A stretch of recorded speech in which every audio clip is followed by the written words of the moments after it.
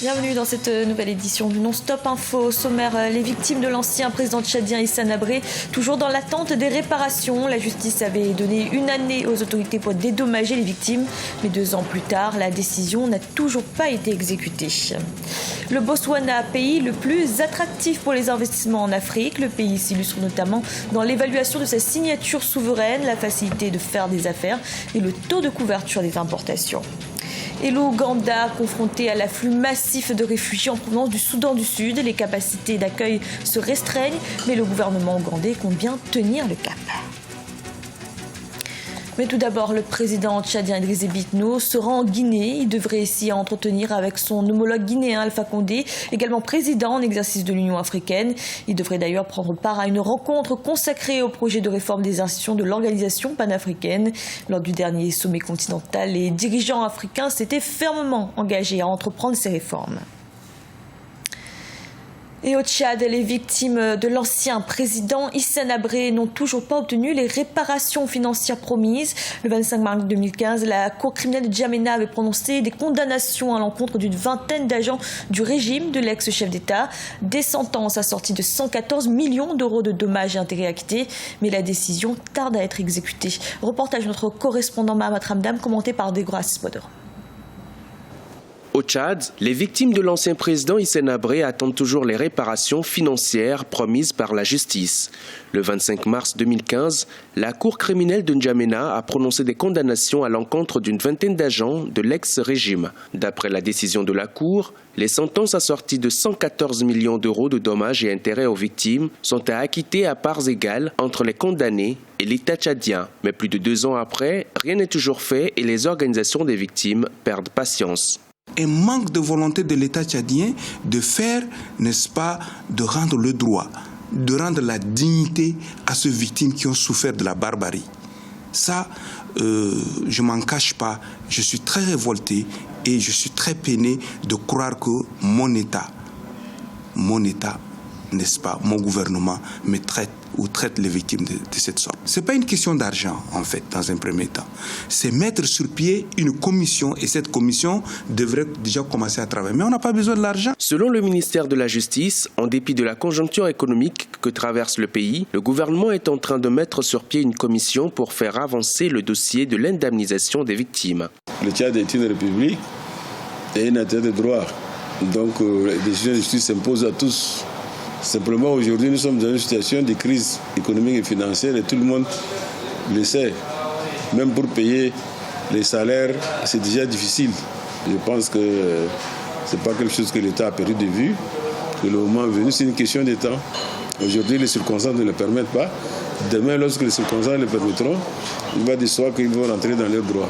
Par ailleurs, rappelons que plusieurs associations de victimes de l'ancien président tchadien ont appelé le rapporteur spécial des Nations Unies sur la promotion de la justice d'intervenir auprès des autorités tchadiennes pour que la décision judiciaire rendue par la Cour criminelle de Djamena en faveur des victimes soit appliquée.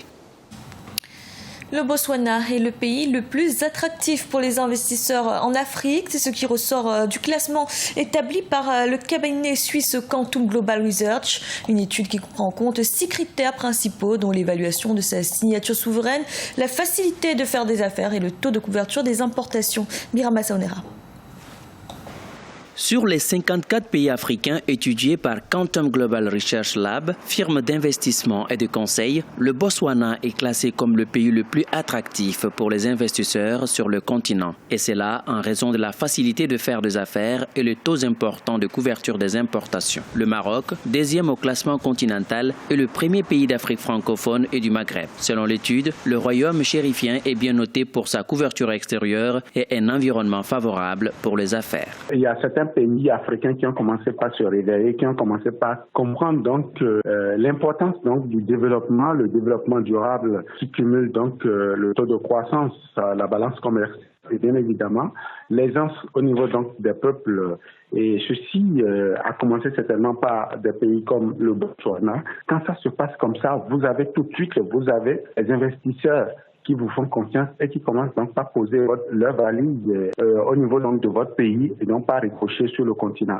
Dans le classement dénommé African Investment Index Factors, publié le 7 avril 2017, la Côte d'Ivoire est le premier pays d'Afrique francophone au sud du Sahara et occupe la 6e place au niveau continental, présentant le meilleur profil en termes de facteurs d'investissement. L'économie ivoirienne représente 40% du PIB de l'UEMOA et 63% de l'industrie de la dite zone. La Côte d'Ivoire, ça ne devrait pas trop surprendre parce que locomotive de l'Afrique de l'Ouest, locomotive donc de l'économie de 8 pays déjà, à savoir le pays de l'UEMOA et également deuxième dans un passé très récent après le Nigeria au niveau de la CEDEAO. La Côte d'Ivoire aujourd'hui essaie toujours de garder cette bonne performance économique pour davantage drainer les ressources des investisseurs. D'un point de vue plus global, l'Égypte est classée 3e pays africain attractif de ces classements. L'Afrique du Sud et la Zambie bouclent le top 5 de ce tableau en occupant respectivement la 4e et la 5e place. Le Burkina Faso est 2e en Afrique francophone subsaharienne et 10e en Afrique.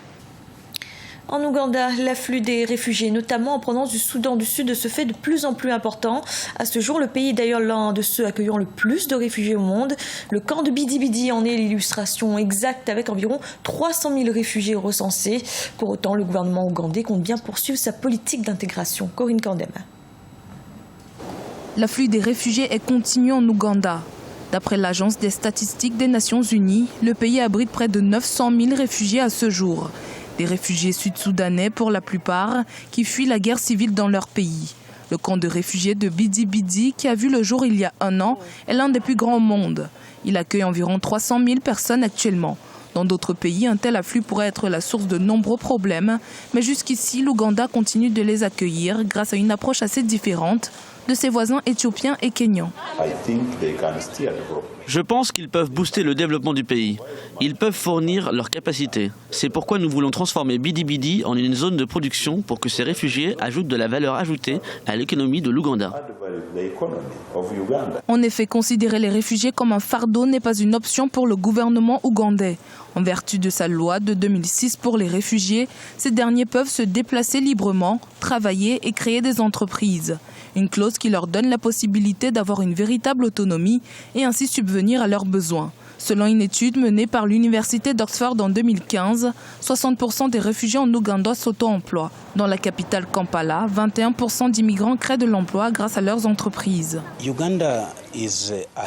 L'Ouganda est en avance en comparaison avec beaucoup d'autres pays en ce qui concerne la gestion des réfugiés. C'est l'exemple à suivre. Les campements créent beaucoup de dépendance. Cette approche permet aux réfugiés d'être intégrés afin qu'ils puissent voler de leurs propres ailes. En 2015, l'Ouganda est devenu le 3e pays à accueillir le plus grand nombre de réfugiés en Afrique, après l'Éthiopie et le Kenya.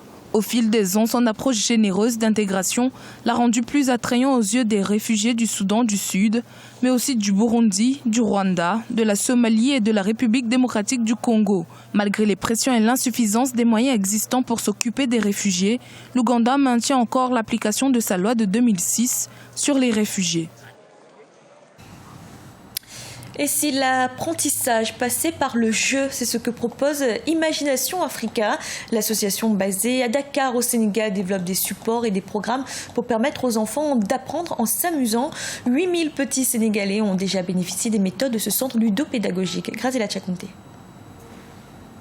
Jouer pour apprendre, tel est le credo d'Imagination Africa. Situé à Dakar, capitale sénégalaise, ce centre ludopédagogique, fondé en 2007, est en réalité une deuxième école pour les jeunes qui le fréquentent. Énigmes à résoudre, expériences scientifiques, construction collective. Ici, le mot d'ordre, c'est la créativité. Ce que les enfants font ici, c'est construire et créer. Parfois, ils le font autour d'un défi. Parfois, ils se laissent guider par leur créativité. J'ai été tout simplement émerveillée quand j'ai commencé à travailler dans le secteur de l'éducation par le génie des enfants du Sénégal. Ce qui leur manquait, c'était le sentiment de confiance, le sentiment d'avoir ce petit quelque chose qui peut vous rendre concurrentiel. Concurrentiel pour relever les défis du futur. Les programmes d'Imagination Africa s'attachent en effet à développer chez les enfants, leaders de demain, les compétences du XXIe siècle en participant à des expériences pratiques. Nous sommes convaincus que ces enfants, aussi jeunes qu'ils puissent l'être, ont besoin d'être mis en condition afin que leur intelligence se développe. Ils ont besoin d'être pris en compte dans les conversations, des conversations qui leur permettent d'exprimer leur façon de penser. Nous pourrons ainsi les préparer à relever les défis du continent africain. En une décennie, Imagination Africa a déjà conquis plus de 8000 enfants et l'association ne compte pas s'arrêter en si bon chemin. Un nouveau programme baptisé Nomadic Learning a été lancé il y a quelques mois. Objectif, mettre l'éducation créative à la portée des enfants géographiquement isolés. Ce journal a été réalisé par l'ensemble de la rédaction. Merci de l'avoir suivi. Retrouvez dans un instant une nouvelle édition de l'information.